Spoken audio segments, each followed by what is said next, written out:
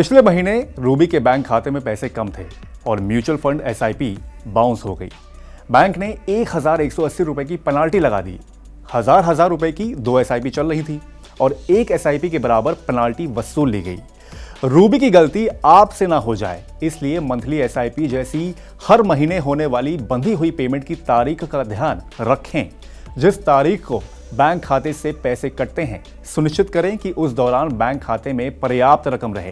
Balance कम होने पर SIP की किस्त तो टूटेगी ही, ऊपर से पेनाल्टी भी चुकानी पड़ेगी। इस तरह की पेमेंट अब ईसीएस यानी कि इलेक्ट्रॉनिक क्लियरिंग सिस्टम और एनएसीएच यानी कि नेशनल ऑटोमेटेड क्लियरिंग हाउस के जरिए होते हैं। इनके बाउंस होने पर बैंक 250 से लेकर 500 रुपए तक जुर्माना लगाते हैं।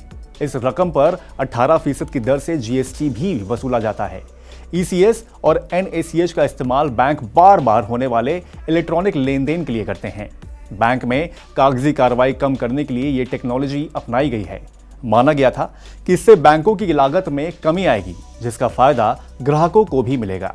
पेमेंट में सुविधा तो जरूर बढ़ी है, लेकिन साथ ही पेमेंट बाउंस की स्थिति में भी मोटी रकम भी देनी पड़ रही है। हालांकि बैंक खाते में पर्याप्त रकम है और सिस्टम में तकनीकी गड़बड़ी की वजह से पेमेंट बाउंस होता है तो कस्टमर पर पेनाल्टी नहीं लगती है।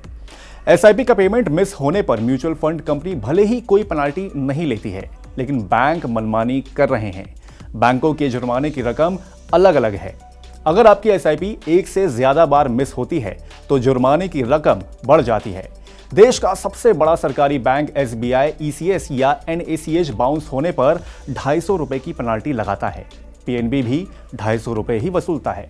एचडीएफसी पहली बार एसआईपी मिस होने पर 450 रुपए, दूसरी बार में 500 रुपए और तीसरी बार में 550 रुपए जुर्माना लगाता है। आईसीआईसीआई बैंक खाते में पर्याप्त रकम ना होने की वजह से ईसीएस बाउंस होने पर एक मुश्त 500 रुपए की पेनाल्टी लगाता है।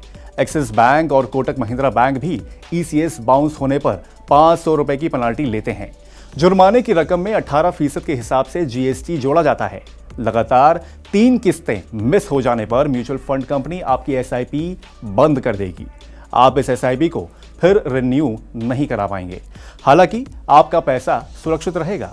आप जब चाहें इसे रिडीम करा सकते हैं।